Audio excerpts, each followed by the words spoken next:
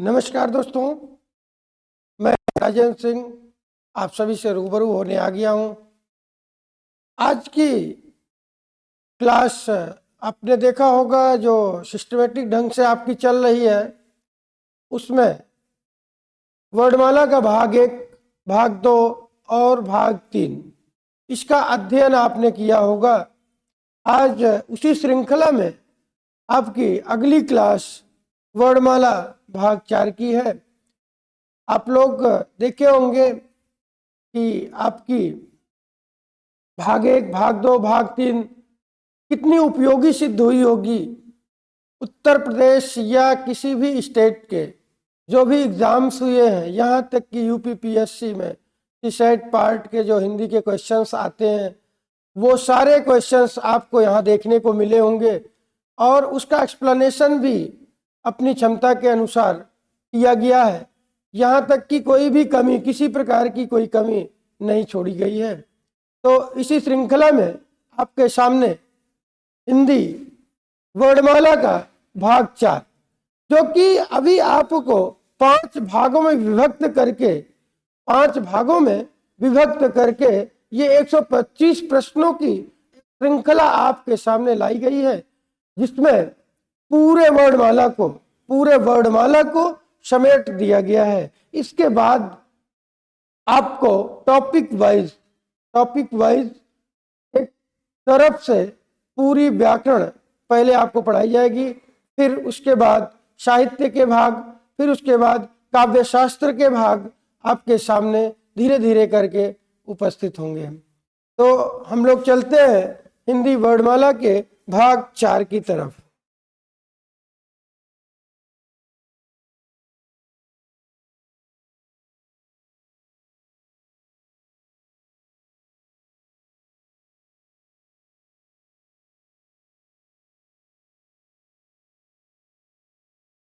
हिंदी वर्णमाला भाग 4 का पहला क्वेश्चन आपके सामने है, जो आप देख रहे होंगे।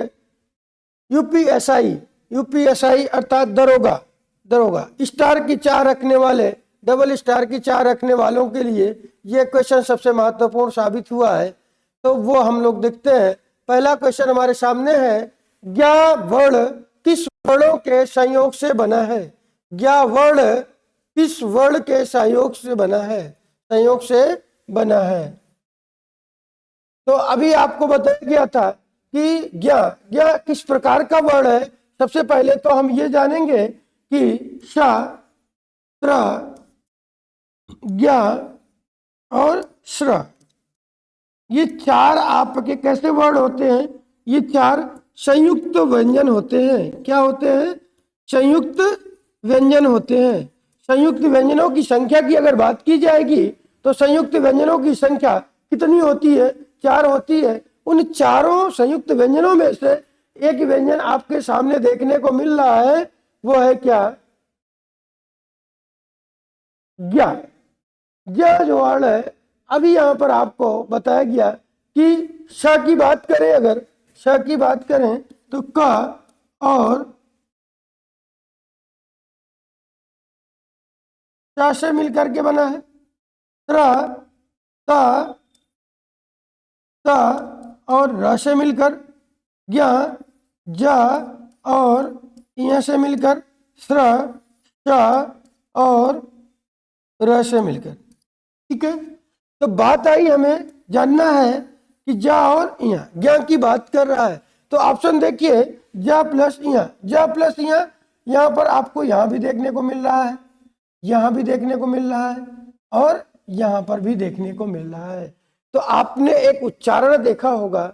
उच्चारण में हम लोग देखते हैं कि अंत में जो वर्ण आता है, संयुक्त वर्णों के अंत में जो वर्ण आता है वो स्वर सहित होता है। तो अर्थात यहाँ पर भी स्वर है, यहाँ पर भी स्वर है, यहाँ पर भी स्वर है, यहाँ पर भी।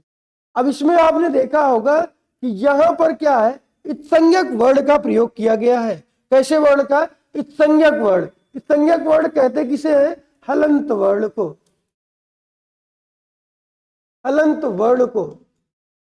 हलंत वर्ण आपके कैसे वर्ण होते हैं? संज्ञक होते हैं। ये कैसे होते हैं? स्वर रहित होते हैं। ये कैसे होते हैं? स्वर रहित होते हैं। ठीक है, अब हमें जरूरत किसकी है? स्वर सहित वर्ण की आवश्यकता है। तो स्वर सहित वर्ण कौन सा है? ज के साथ या, ज के साथ या, अर्थात आपका राइट आंसर क्या हो जाएगा? सी आपका राइट आंसर हो जाएगा।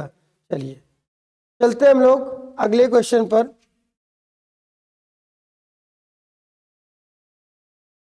अगला क्वेश्चन हमारे सामने है, निम्नलिखित में से कौन सा वर्ण उच्चारण की दृष्टि से दंत नहीं है? दंत वर्ण कौन से होते हैं? स वर्ग के क्या होते हैं? स वर्ग के वर्ण, स वर्ग के वर्ण कैसे होते हैं? दंत होते हैं।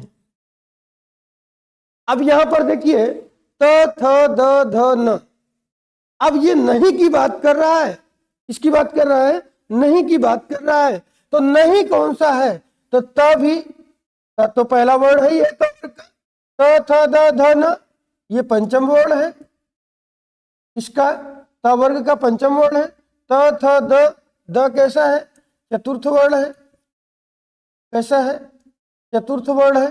अब ट, ठीक है ना, ट कैसा है? ये आपका मूर्धन्य है। कैसा है? मूर्धन्य है। ये आपका मूर्धन्य वर्ण है, अर्थात राइट आंसर आपका क्या हो जाएगा? आपका डी। ठीक है, चलिए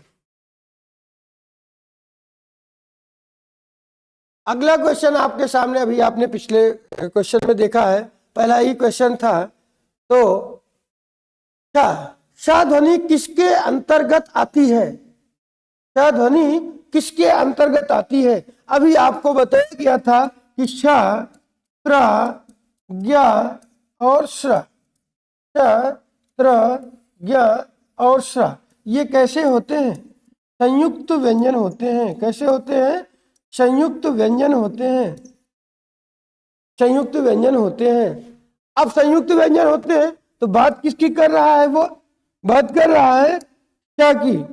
तो श कैसा है? संयुक्त व्यंजन है, जो कि आपके सामने दिखाई दे रहा है।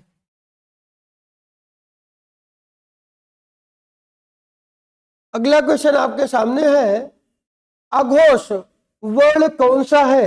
अघोष वर्ण कौन सा है? तो अघोष वर्ण कौन से होते हैं?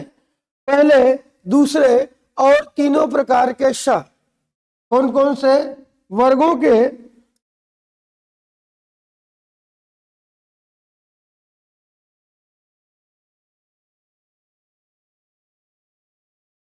वर्गों के प्रथम, द्वितीय और श, श और स, ये तीनों, ये सभी वर्ण कैसे होते हैं? अघोष होते हैं। अब यहां पर बात कर रहा है कि अब देखिए स्वर है, ये तो है नहीं, ये भी नहीं है, ये भी नहीं है। अब इसमें मिल कौन सा रहा है? स मिल रहा है। तो अर्थात आपका राइट आंसर क्या हो जाएगा?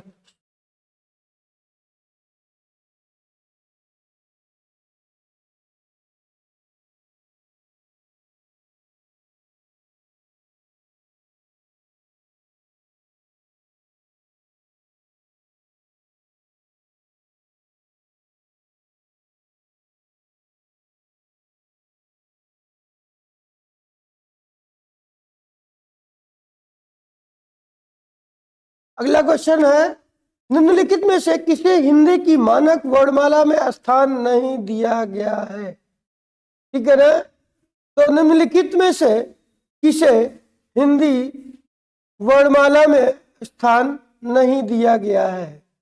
तो आप देखते हैं ड, ड आपका कैसा है? द्वित्व वर्ण है। ड कैसा वर्ण है?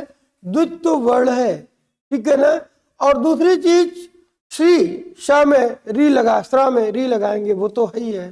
प्री, क में री लगाएंगे, ल में री लगाएंगे। अब देखिए ली वर्ण जो आपका है, एक तो ये देखेंगे कि ली वर्ण, ठीक है ना, ली संस्कृत वर्णमाला का एक स्वर है। ल क्या है? संस्कृत वर्णमाला का एक स्वर है। ठीक है ना, चलिए निम्नलिखित में से वर्ण व्यंजन नहीं है, व्यंजन नहीं है, तो व्यंजन नहीं होगा तो क्या होगा? स्वर होगा। अब इन तीनों में, चारों में आप देख रहे होंगे तो हमें क्या, ऊ आपका क्या है? स्वर है। ये तो नॉर्मल सा क्वेश्चन था। अगला क्वेश्चन देखते हैं। निम्नलिखित में से कौन सा स्वर कंठ तालव्य है?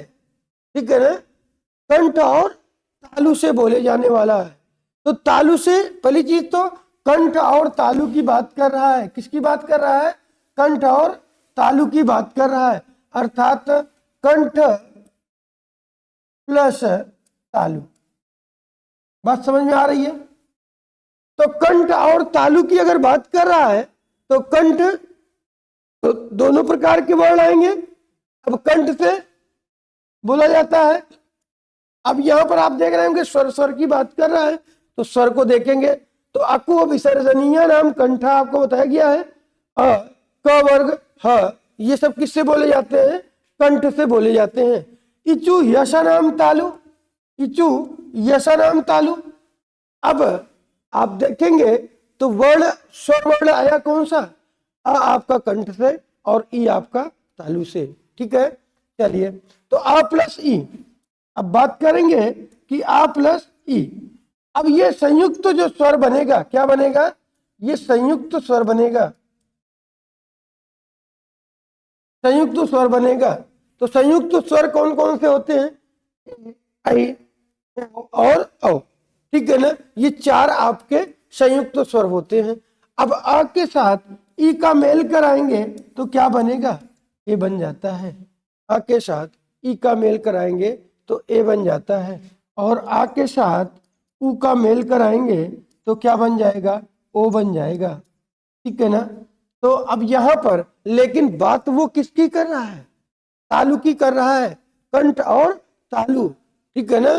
तो कंठ और तालु से मिलने वाला जो वर्ण होगा वो कौन सा होगा?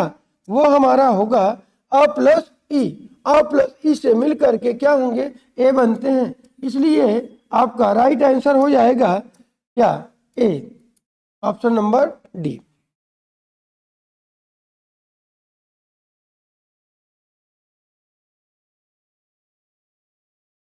अगला क्वेश्चन आपके सामने है। इनमें से कौन मूर्धन्य व्यंजन है? इनमें से मूर्धन्य व्यंजन है।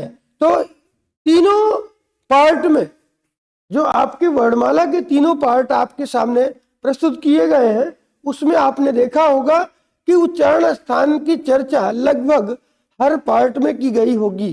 ठीक है ना। तो बस स्थान अलग अलग है, स्थान अलग अलग है, लेकिन हमने एक्सप्लेनेशन, आपका व्याख्या अर्थात व्याख्या पूरी अच्छे तरीके से कर रखी है। तो आगे देखेंगे कि यहाँ पर कह रहा मूर्धन्य व्यंजन की बात कर रहा है। तो मूर्धन्य व्यंजन कौन से होते हैं? तो आपके सामने बात आती है ऋतु रसाणाम, ऋतु रसाणाम मूर्धा, ऋतु रसाणाम मूर्धा, ये सूत्र आता है। तो ये बात आती है किसकी? री, री का वर्ग, का वर्ग र और श। ठीक है। तो ये सभी वर्ड किससे बोले जाते हैं? मूर्धा से बोले जाते हैं, मूर्धन्य वर्ड कहलाते हैं। अब यहाँ पर देखिए वर्गीय व्यंजनों की चर्चा की गई है। चारों ऑप्शन में आपके सामने वर्गीय व्यंजन कहे गए हैं, अर्थात स्पर्श व्यंजन कहे गए हैं।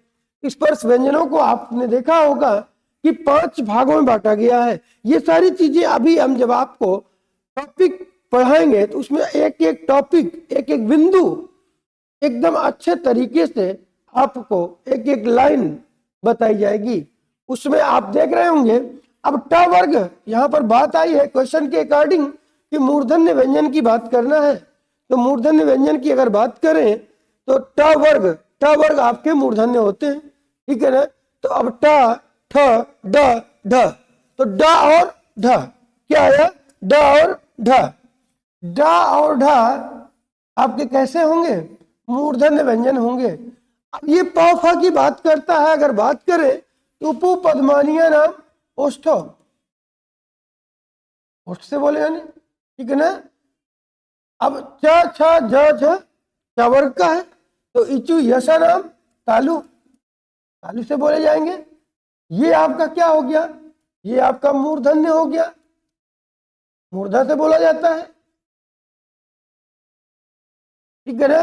ग और घ, ग घ ये कैसे हैं, वर्ग के तीसरे और चौथे वर्ण है, वर्ग के तीसरे और चौथे वर्ण है, तो क वर्ग के हैं, ग घ किसके हैं, क वर्ग के हैं। तो अकुह विसर्जनीय नाम कंठा, तो ये किससे बोले जाएंगे, कंठ से बोले जाएंगे। तो अब तो आपका आंसर मिल गया होगा, मिला कि नहीं मिला।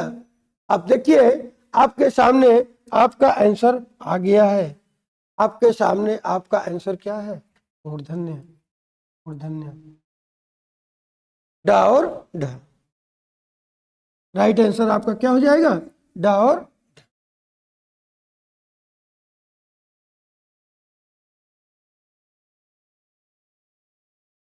अगला क्वेश्चन हमारे सामने है कि निम्नलिखित में से कौन सा वर्ण घोष है। तो घोष और अघोष की अगर बात करें, घोष और अघोष की बात करें, अभी अगले पिछला एक क्वेश्चन आया था, अघोष की चर्चा कर रहा था, तो वहां पर आपने देखा था कि पहला दूसरा, पहला और दूसरा, पहला और दूसरा प्लस तीनों प्रकार के श, प्लस तीनों प्रकार के श, ये सब कैसे होते हैं, ये सब अघोष होते हैं। कैसे होते हैं, अघोष होते हैं।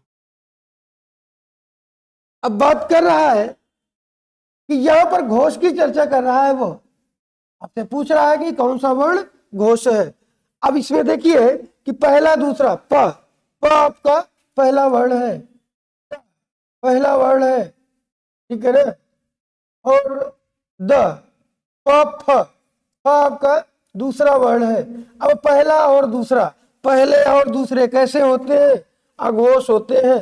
तो इसका मतलब ये तीनों कैसा है, ये दोनों भी कैसे हैं, अघोष हैं, और ये भी कैसा है, अघोष है, ठीक है ना। ये भी कैसा है, अघोष है। तो त थ द अर्थात तीसरे, तीसरे चौथे और पांचवें वर्ण कैसे होते हैं, घोष होते हैं। ये कैसे होते हैं, घोष होते हैं, ठीक है ना। तो द आपका कैसा है, तीसरा वर्ण है, इसलिए ये क्या हो जाएगा, घोष हो जाएगा। तभी तो यही तो आंसर सही होगा आपका, ठीक है ना। तो राइट आंसर आपका क्या हो जाएगा, द हो जाएगा। चलिए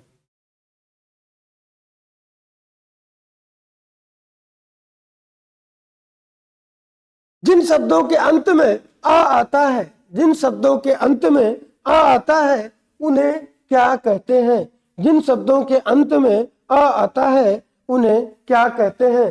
तो अब देखिए अनुस्वार, अनुस्वार, अंतस्थ, अकारांत। अब देखिए, अब यहां पर विच्छेद करिए, अंतस्थ, अंतस्थ वर्ण का क्या हो जाएगा, अंतस्थ वर्ण कौन कौन से होते हैं, या रा, ला और वा, या रा, ला और वा, आकी तो कोई बात ही नहीं है, ठीक है ना। अयोगवाह आपने पढ़ा था, अयोगवाह कौन से होते हैं, अनुस्वार होते हैं और विसर्ग होते हैं, अनुस्वार होते हैं और विसर्ग होते हैं, ठीक है ना। अनुस्वार कौन से होते हैं, अनुस्वार इसी, ठीक है ना। अनुस्वार तो ये आज नीचे आपके सामने लिखा ही है, ठीक है ना। ये हो गया आपका। अब आकार का मतलब हो गया कि आकार, आकार का अंत हो जाए, आकार का अंत हो, ठीक है ना, उसे आकारांत कहते हैं, ठीक है ना। आकार का अंत हो जाए उसे आकारांत कहते हैं। तो जिन शब्दों के अंत में, जिन शब्दों के अंत में क्या आवे, आवे, वो क्या कहलाते हैं, आकारांत कहलाते हैं। ये राइट आंसर आपका ये हो जाएगा।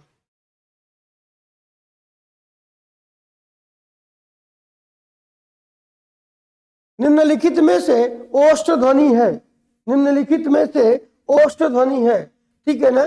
तो उपु पद्मानीय नाम ओष्ठो, तो प वर्ग के जो भी वर्ण होते हैं, प वर्ग के जो भी वर्ण होते हैं वो कैसे होते हैं, ओष्ठ होते हैं।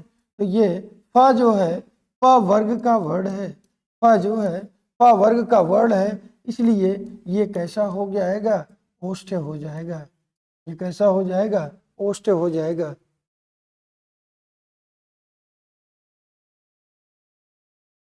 चलिए अगला क्वेश्चन देखते हैं। कौन सा वर्ण स्वर नहीं है, कौन सा वर्ण स्वर नहीं है। अब आपको खुद ही पता लग रहा होगा, जैसे आपने पिछले सारे वीडियोस देखे होंगे, अब क्वेश्चन आपको हलवा लगने लगा होगा, हलवा लगने लगा होगा। अब खुद ही आप लोग हिंदी वर्णमाला में हीरो समझने लगे होंगे। तो वो देखिए वैसे ही आपके सामने जैसे आया कि स्वर नहीं है, तो ब कैसा है, ब क्या है, ब आपका व्यंजन वर्ड है। ये क्या है, ये क्या है, ये व्यंजन वर्ड है, व्यंजन वर्ड है।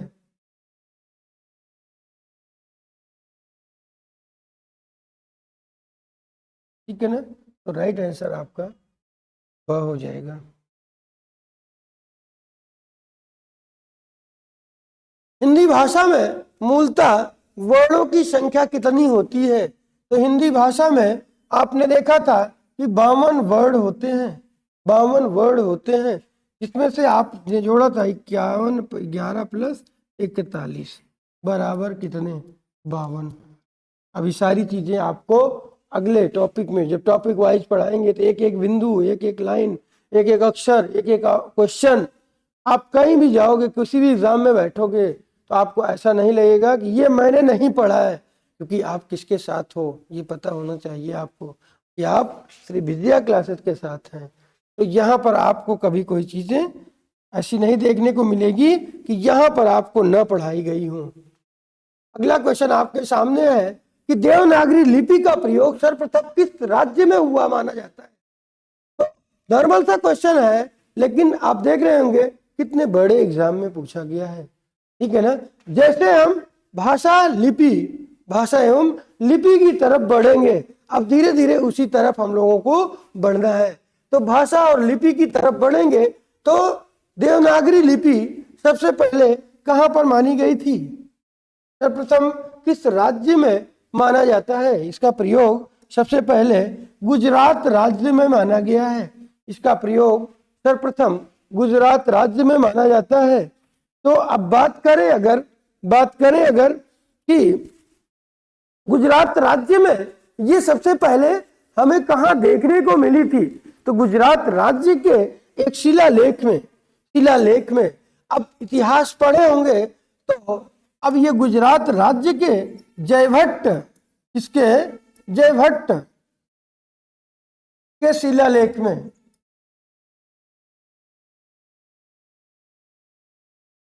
जयभट्ट के शिलालेख में इसका प्रयोग सबसे पहले देखने को मिला है। जयभट्ट के शिलालेख में सर्वप्रथम इसका प्रयोग देखने को मिला था, और वो शिलालेख कहाँ पर स्थित है, तो गुजरात राज्य में स्थित है। तो नेक्स्ट क्वेश्चन की तरफ हम लोग चलते हैं। अगला क्वेश्चन आपके सामने है, देवनागरी लिपि का विकास कहाँ से हुआ है। अभी इसी में आपको देखने को मिलेगा देवनागरी लिपि की विशेषताएं, देवनागरी लिपि की का महत्व, ठीक है ना, देवनागरी लिपि का प्रयोग कहाँ पर कैसे प्रयोग हुआ और इसका विकास कैसे होता है।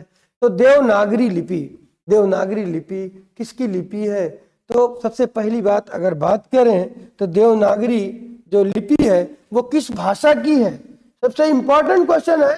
आपने देखा होगा अभी पुलिस एग्जाम में भी आया, इसके पहले भी कई एग्जाम में लगातार पूछा गया है, लेखपाल के एग्जाम में भी 2-3 बार आ चुका है। तो सबसे पहली बात तो हम ये जानते हैं, अगर देवनागरी की चर्चा हो ही गई है तो देवनागरी लिपि किस भाषा की लिपि है, सबसे पहली बात तो ये जानते हैं हम लोग। तो देवनागरी लिपि किसकी है, तो किसकी है, हिंदी भाषा की है। अब यहीं पर बात आती है, देखिए अब यहीं पर बात आती है, ऐसा नहीं है कि हमको ऑप्शन वाइज पढ़ते चले जाना है, ये तो 2 मिनट का खेल था। 25 क्वेश्चन 2 से 2.5 मिनट लगते हैं बेटा, 25 क्वेश्चन 2 से 2.5 मिनट लगते हैं, लेकिन यहाँ पर हमको एक एक बिंदु पर चर्चा करनी है। तो सबसे पहली चीज, अगर इसने देवनागरी पूछ ही लिया है तो देवनागरी के विषय में भी तो जाने हम लोग। तो जानने के लिए सबसे पहली बात तो यह है कि देवनागरी लिपि किस भाषा की लिपि है। तो सबसे पहली बात तो हिंदी भाषा की लिपि है। अब हिंदी भाषा किस भाषा से उत्पन्न हुई है, ठीक है ना, अर्थात हिंदी की जननी, हिंदी की जननी कौन है? तो हिंदी की जननी किसे कहा जाता है? अपभ्रंश को कहा जाता है। किसको कहा जाता है? अपभ्रंश को कहा जाता है। यहीं पर बच्चे बड़े प्रेम से कहते हैं संस्कृत। तो हिंदी की, यहीं पर एक क्वेश्चन आपसे पूछे अगर वो कि हिंदी की आदि जननी कौन सी है? हिंदी की आदि जननी, हिंदी की आदि जननी क्या है? आदि जननी मतलब कि हमारी प्रारंभिक पीढ़ी, जहां से आज जो हमारा अस्तित्व है, हमारा अस्तित्व आया कहां से है, हमारा अस्तित्व आया कहां से है, इसको हमें जानना है। तो हमारा अस्तित्व किससे है? संस्कृत से है। एक आपने क्वेश्चन देखा होगा, लगभग एग्जाम में लगातार पूछा जा रहा है, सीक्वेंस बनाने के लिए आता है कि हिंदी का जो सफर है कहां से प्रारंभ हुआ है और प्रारंभ से अब तक उसका सफर कैसा रहा है, कहां कहां से होकर के गुजरा है, तो ये सफर जो हमारा प्रारंभ हुआ है वो कहां से प्रारंभ हुआ है? संस्कृत से प्रारंभ हुआ है। संस्कृत से प्रारंभ होकर के हिंदी तक आकर के पहुंच गया है। तो अब बात कर सकते हैं ना कि इसका विकास, बात क्वेश्चन का आंसर आपको खुद ही मिल गया होगा, हमको बताने की आवश्यकता नहीं है। जैसे अगर हिंदी की उत्पत्ति कहां से हुई है तो आपने देख लिया, संस्कृत से हुई है। अब संस्कृत से अगर हुई है तो संस्कृत की लिपि, पहली चीज तो संस्कृत की लिपि क्या है? ब्राह्मी लिपि है।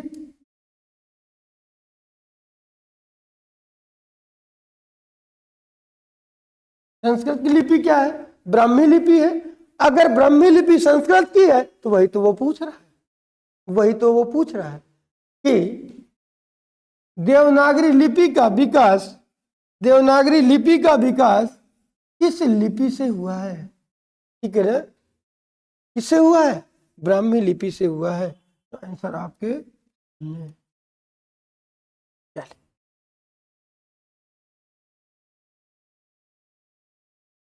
कोई का काम यार, ये देख रहे हो कहाँ का?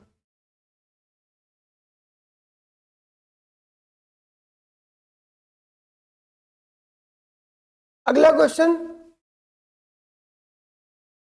देवनागरी की सबसे बड़ी विशेषता है, देवनागरी की सबसे बड़ी विशेषता है। अभी आप देख रहे थे ना, अभी यही बात हमने आपको बताई थी कि देवनागरी की विशेषता क्या है। अर्थात आप कह सकते हैं कि सब्जी का आलू, जैसे ये कई भाषाओं से होकर के गुजरी है, ठीक है ना, गुजरती है। तो अब यहाँ पर आंसर आपके सामने होगा, ठीक है ना। हिंदी भाषा की लिपि होना तो वो तो है ही है, वो तो बताने की आवश्यकता। प्राचीन लिपि होना, प्राचीन लिपि तो है नहीं, क्योंकि प्राचीन लिपि इसकी क्या थी, अभी आपने देखा था कि ब्राह्मी से देवनागरी, बात समझ में आ गई। तो इसकी प्राचीन लिपि क्या हो जाएगी? ब्राह्मी हो जाएगी। चलिए, सर्वाधिक वैज्ञानिक लिपि, ऐसा कुछ नहीं है, ठीक है। अब यहाँ पर बात आती है अनेक भारतीय भाषाओं की लिपि होना, अनेक भारतीय भाषाओं की लिपि होना, ठीक है ना। अनेक भारतीय भाषाओं की लिपि है, क्योंकि देवनागरी की विशेषता क्या होती है? ये अन्य भाषाओं की ध्वनियों को ग्रहण करने की अद्भुत क्षमता रखती है, ठीक है ना। ये अनेक भारतीय लिपियों को ग्रहण करने की अद्भुत क्षमता रखती है। एक लाइन इसके विषय में यह भी बताया जाता है, ठीक है ना। तो इसलिए उसी के अकॉर्डिंग इसका आंसर क्या हो जाएगा? आंसर आपका सी हो जाएगा, अनेक भारतीय भाषाओं की लिपि हो, ठीक है ना। अगला क्वेश्चन आपके सामने है, कि निम्नलिखित शब्दों में किस शब्द के द्वित्व व्यंजन है। ठीक है ना।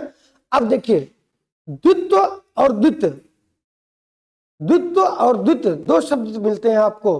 द्वित्व क्या होता है, द्वित्व क्या होता है, ठीक है ना। अब द्वित्व वर्ण क्या होते हैं कि जब किसी वर्ण का कौन से वर्ण का, व्यंजन वर्ण का, जब किसी व्यंजन वर्ण का अर्धांश उसी वर्ण के पूर्णांश के साथ, जब किसी व्यंजन वर्ण का अर्धांश उसी वर्ण के पूर्णांश के साथ, जब किसी व्यंजन वर्ण का अर्धांश उसी वर्ण के पूर्णांश के साथ प्रयुक्त किया जाता है तो उसे द्वित्व वर्ण कहते हैं। तो द्वित्व वर्ण में आपने देखा होगा कि सबसे पहले क्या है, पुनः, पुनः में तो विसर्ग लगा है। ये इलाहाबाद तो अपना कोई साथ में तो लगा नहीं है। उत्साह, उत्साह में आधा ता तो है, फिर पूरा सा भी तो है। अभी आपने देखा था कि क्या, कि जब किसी व्यंजन वर्ण का अर्धांश मतलब आधा हो उसी वर्ण के पूर्णांश के साथ हो, इसके साथ हो, उसी वर्ण के पूर्णांश के साथ हो, लेकिन वही वर्ण तो आया नहीं। ठीक है ना। जैसे भी यहीं पर होता सत्ता, सत्ता होता तब हो जाता, क्योंकि अर्धांश और पूर्णांश एक साथ प्रयुक्त हो रहे हैं, अर्धांश और पूर्णांश एक साथ प्रयुक्त हो रहे हैं, तो वो क्या हो जाएगा, ये आपका द्वित्व हो जाएगा। अब आप बात समझ में आ गई होगी। दिल्ली, दिल्ली में आपने देखा कि अर्धांश और पूर्णांश, अर्धांश और पूर्णांश दोनों एक साथ हैं, इसलिए आपका राइट आंसर क्या हो जाएगा, दिल्ली हो जाएगा।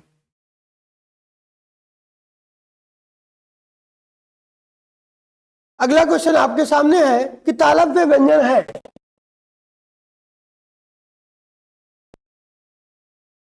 च वर्ग के वर्ण जो होते हैं वो कैसे होते हैं, तालव्य होते हैं। च वर्ग के जो वर्ण होते हैं, च वर्ग के जो वर्ण होते हैं वे कैसे होते हैं, तालव्य होते हैं। ऋतु रसाणाम मूर्धा, टा वर्ग के वर्ण ये कैसे होते हैं, मूर्धन्य होते हैं। ठीक है ना। ये कैसे होते हैं, दंत्य होते हैं। ये कैसे होते हैं, ओष्ठ होते हैं। ठीक है। तो राइट आंसर हमारा क्या हो जाएगा, ये आपका राइट आंसर हो जाएगा। चलिए अगला क्वेश्चन हमारे सामने है, अनुनासिक व्यंजन कौन से होते हैं, अनुनासिक व्यंजन कौन से होते हैं। अब देखिए, प्रथम द्वितीय तृतीय और चतुर्थ, प्रथम द्वितीय तृतीय और चतुर्थ, ये सब व्यंजन कैसे होते हैं, प्रथम द्वितीय तृतीय और चतुर्थ, ये सब व्यंजन कैसे होते हैं, ये सब कैसे होते हैं, स्पर्शी होते हैं। ठीक है ना। स्पर्शी हो सकते हैं या स्पर्श संघर्षी हो सकते हैं। अन्यथा पंचमाक्षर जो होते हैं, पंचमाक्षर जो होते हैं वो अनुनासिक का कार्य करते हैं। पंचमाक्षर जो होते हैं वे अनुनासिक का कार्य करते हैं, क्योंकि नाक की सहायता से, ये क्या होते हैं, नाक की सहायता से उच्चरित होते हैं।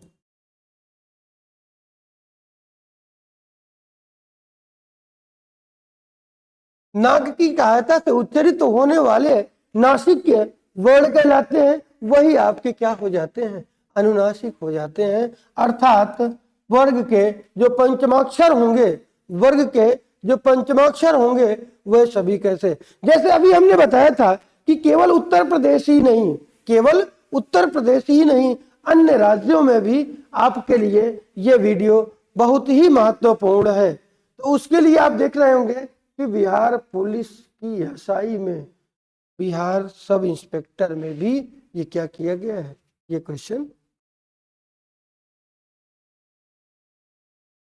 अगला क्वेश्चन आपके सामने है, निम्नलिखित में से कौन सी ध्वनि ओष्ठ नहीं है। ठीक है ना। तो प ब भ म, ठीक है ना। तो प ब और म ये सभी ध्वनियां कैसी हैं, ओष्ठ हैं। ये सभी ध्वनियां कैसी हैं, ओष्ठ हैं। ठीक है ना। ता कैसा है, दंत है, ता कैसा है, दंत है। ठीक है ना। इसलिए नहीं की बात कर रहा है कि ओष्ठ नहीं है, ओष्ठ नहीं है। ऐसे क्वेश्चनों पर आपको विशेष ध्यान देना है, ऐसे क्वेश्चनों पर विशेष ध्यान देना है, नहीं वाले पर, ठीक है ना। सबसे ज्यादा गलतियां यहीं पर देखने को मिलती हैं। बच्चा तुरंत देखा क्या, ओष्ठ, ओष्ठ लिखा है, ओष्ठ लगा दिया, और मिल गया, ओष्ठ लगा दिया। नहीं, ये भी आगे भी पूरा देखना है। तो अगला हमारा क्या है, दंत लिखा है ना, दंत लिखा है, तो दंत वो नहीं कर रहा है, तो ये दंत है, ये तीनों ओष्ठ है, तो ओष्ठ नहीं पूछ रहा है, तो आपका राइट आंसर क्या हो जाएगा, तब हो जाएगा।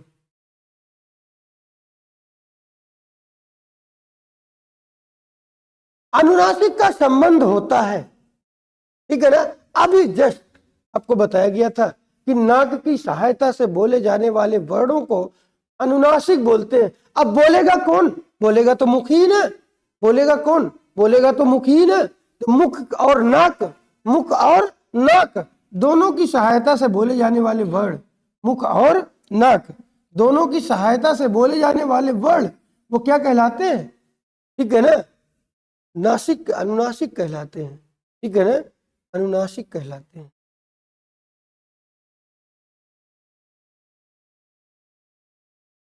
निम्नलिखित में से कौन एक संयुक्त व्यंजन नहीं है, ठीक है ना। अभी आपको बताया गया था श, त्र, ज्ञ और श्र, क्या बताया गया था, श, त्र, ज्ञ और श्र, ये सभी कैसे होते हैं, ये सभी संयुक्त कैसे होते हैं, संयुक्त व्यंजन होते हैं, संयुक्त व्यंजन होते हैं। अब देखिए श भी है, श नहीं है, श नहीं है,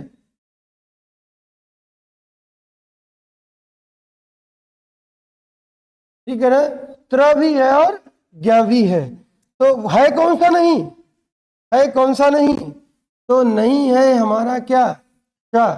श आपका कैसा व्यंजन होता है, श ऊष्म व्यंजन है, कैसा व्यंजन है, ऊष्म व्यंजन है, ठीक है ना। इसलिए राइट आंसर क्या हो जाएगा, श हो जाएगा।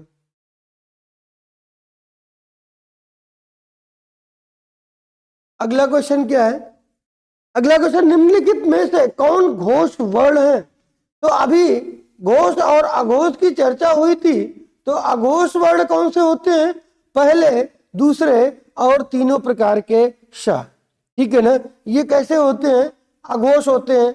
और घोष की अगर बात करें तो घोष वर्ण कौन से होते हैं, ठीक है ना, तीसरे,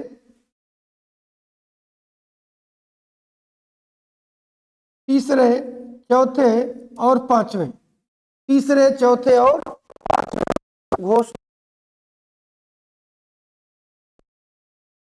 वर्ण है, ये वर्ग का दूसरा वर्ण है, ये च पहला वर्ण है, ठीक है ना, और च छ आपका दूसरा वर्ण है, प फ ब भ म ये क्या है, पांचवा वर्ण है। तो अगर पांचवा वर्ण है तो ये कैसा हो जाएगा, घोष हो जाएगा। तो ये कैसा है, ये घोष वर्ण है, और ये सभी कैसे हैं, अघोष वर्ण है। तो राइट आंसर आपका क्या हो जाएगा, म हो जाएगा।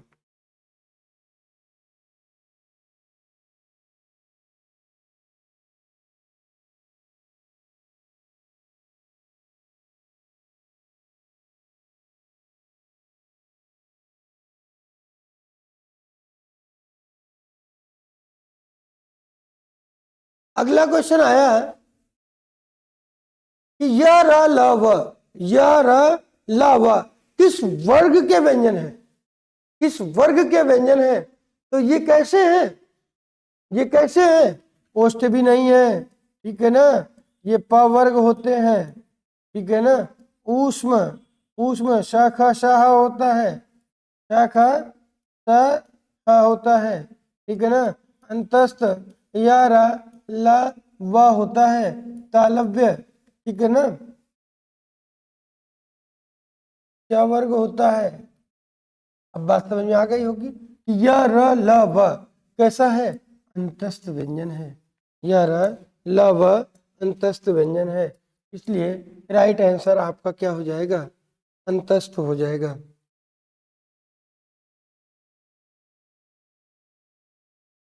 हिंदी वर्णमाला में स्वरों की संख्या है, तो हिंदी वर्णमाला में स्वरों की संख्या कितनी मानी गई है, हिंदी वर्णमाला में स्वरों की संख्या 11 मानी जाती है। अगर हिंदी वर्णमाला की बात करेंगे, ये क्वेश्चन कहाँ पूछा गया? सब इंस्पेक्टर में पूछा गया। तो लेवल की कोई कमी नहीं होगी, ये विश्वास आप रखिए कि आप जिसके साथ जुड़े हैं वो आपके लेवल में कोई कमी छोड़ने वाले नहीं है। ठीक है ना। अब देखिए ये क्वेश्चन आपका उत्तराखंड पुलिस सब इंस्पेक्टर में पूछा गया था। ठीक है ना। अगला क्वेश्चन आपके सामने है कि हिंदी वर्णमाला में स्वरों की संख्या, सेम वही क्वेश्चन यूपी में पूछ लिया गया। सेम वही क्वेश्चन कहाँ पूछा गया? यूपी में पूछा गया कि, तो अभी अभी पिछले क्वेश्चन में हम लोगों ने पढ़ा था, वह क्या था? शब्दों में लिखा था, वही चीजें शब्दों में लिखी हुई थी वो, और यहाँ पर वही चीजें अंकों में लिखी हैं। तो अगला क्वेश्चन आपका है हिंदी वर्णमाला में स्वरों की संख्या, तो कितनी हो जाएगी? 11 हो जाएगी। ठीक है। इसी के साथ आज का यह सेशन समाप्त होता है। बने रहिए श्री विद्या क्लासेस के साथ और अपने भविष्य को उज्जवल बनाएं। Thank you.